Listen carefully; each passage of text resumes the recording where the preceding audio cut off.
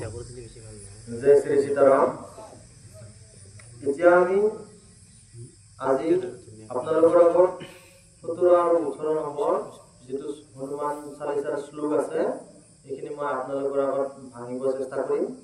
আপোনালোকে বুজিব চেষ্টা কৰিব। আপোনালোকৰ লগতে সকলোৱে যাতে যিসকলে শুনি আছে দূৰত বহি শুনি আছে সিহঁতে যাতে বুজিব চেষ্টা কৰে। কি কৈছে 17 নম্বৰ শ্লোকত কি কৈছে হনুমান চালিসা আহক শুনো আমি। तुम्हारे मंत्र विभीषण माना लंकेश्वर भय सब जग जाना। কি কৈছে तुम्हारे मंत्र विभीषण माना लंकेश्वर भय सब जग जाना। এই কথা জগতখনে জানে যে হনুমানজীৰ মন্ত্ৰ বা হনুমানজীৰ পৰামৰ্শ কোনে মানিছিলে? বিভীষণ। বিভীষণ কোন আছিলে? বিভীষণ আছিলে লঙ্কাপতি ৰজা ভায়েক। তো লঙ্কাৰ ৰজাৰ ভায়েক কোন আছিলে? বিভীষণ। কৈছে তোমাৰো মন্ত্ৰ বিভীষণ মানা। এই কথা জগতে জানে যে হনুমানজীৰ পৰামৰ্শ আৰু হনুমানজীৰ মন্ত্ৰ বা পৰামৰ্শ কোনে মানিছিলে? বিভীষণে মানিছিলে। আৰু কি কৈছিলে?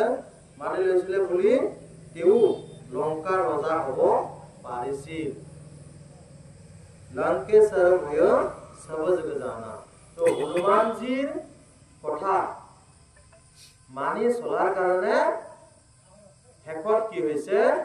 হনুমানজীৰ কথা মানি চলাৰ কাৰণে বিভীষণে লঙ্কাৰ কি হ'ব পাৰিলে? ৰজা হ'ব পাৰিলে। আমি আগৰ শ্লোকত পাইছিলো যে হনুমানজী কি কৰিলে? প্ৰভু ৰামচন্দ্ৰৰ সৈতে কাক মিলন কৰাইছিলে? কাক মিলন কৰাইছিলে? সুগ্ৰীৱক মিলন কৰাইছিলে। তো সুগ্ৰীৱৰ লগত মিলন কৰাৰ পিছত সুগ্ৰীৱকে কি কৰিলে? ৰজা বনালে, হয় না? ৰাজপান পালে। আৰু এতিয়া আমি কাক পাইছো? বিভীষণক পাইছো, নহয় জানো? তো সেই লঙ্কাৰ ৰজাও কি হ'ল? বিভীষণ। শেষত বিভীষণে ৰজা হ'ল। কেনেকুৱা হৈছে বুলি কৈছে? হনুমানজীৰ পৰামৰ্শ মানাৰ কাৰণে বিভীষণে ৰাম নাম লৈ ৰামৰ শৰণ লৈছিলে। সেইকাৰণে কি পালে? ৰাজপদ পালে বুলি কৈছে। আৰু 18 নম্বৰ শ্লোকত কি কৈছে? युग सहस्त्र যোজন पर भानु लियो ताहि मधुर फल जानू। युग सहस्त्र যোজন पर भानु। যুগ এক যুগত কি বুলি কৈছে? 12,000 বুলি কৈছে। আৰু সহস্ত্ৰ মানে 100 আৰু যোজন মানে 4 মাইল। কি কৈছে? 4 মাইল কৈছে। 12,000 যোজন দূৰে থকা সূৰ্য তুমি মুখৰ ফল হেন ভাবি কি কৰিছিলে? গিলি ধৰিছিলে বুলি কৈছে। হনুমানজী কি কৰিছিলে? যুগ সহস্ৰ যোজন पर भानु लियो ताहि मधुर फल जानू। এই দূৰৰ 12,000 যোজন দূৰৰ যিটো সূৰ্য, সেই সূৰ্য হনুমানজী কি বুলি ভাবিছিলে? মিঠা বা পকা ফল বুলি ভাবি কি কৰিছিলে? জুপিয়াই সেই সূৰ্য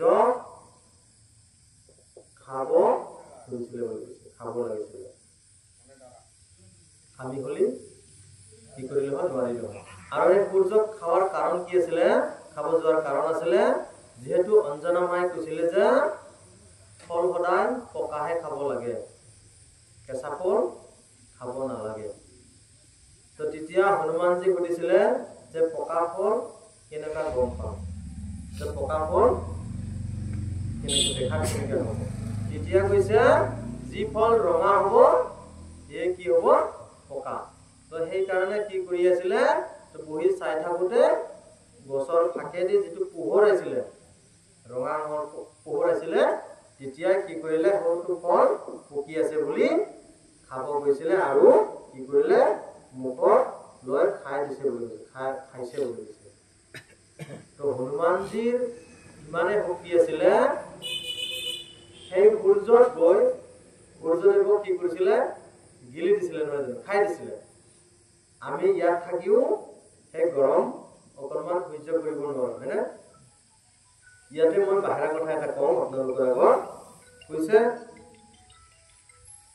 দেউতাৰ খং, আমাৰ দেউতাৰ খং বা গালি, আৰু সেই সূৰ্যৰ পোহৰৰ যিটো গৰম, যোনে সহ্য কৰিব নোৱাৰে সি সদায় কিয় থাকিব লাগিব, অন্ধকাৰত থাকিব লাগিব বুলি কৈছে। বুজি পাইছে? দেউতাৰ গালি যোনে সহ্য কৰিব নোৱাৰিব, আৰু সূৰ্যৰ পোহৰ বা সূৰ্যৰ গৰম যোনে সহ্য কৰিব নোৱাৰিব, সি সদায় ক'ত থাকিব লাগিব, অন্ধকাৰত থাকিব লাগিব। সেইকাৰণে আমি সকলোৱে মা দেউতাৰ গালি সহ্য কৰি আগবাঢ়িব লাগে। কাৰণ আমাৰ মা দেউতাই আমাক কোনো কাৰণত বেয়া ৰাস্তাত নপঠাই, সদায় ভাল দিশতে যাব ক'ব গৈছে। আৰু সূৰ্যদেৱে সদায় আমি কষ্ট নহাৰ কাৰণে পোহৰ দিয়ে আমাক, হয়নে নহয়? তো আমি সেই গৰম বা সেই পোহৰকে যদি আমি বেয়া পাই লুকাই থাকোঁ, ক'ত থাকিব লাগিব তেতিয়া? অন্ধকাৰত থাকিব লাগিব, হয়নে নহয়? অন্ধকাৰত থাকিলে আমি সদায় কি কৰিম? উজুতি খাম য'তে ত'তে, হয়নে নহয়? উজুতি খাম। সেইকাৰণে কি কৈছে, দেউতাৰ গালি আৰু সূৰ্যৰ পোহৰ বা সূৰ্যৰ তাপ আমি কি কৰিব লাগে? সহ্য কৰাৰ অভ্যাস কৰিব লাগে। জয় শ্ৰী সীতাৰাম।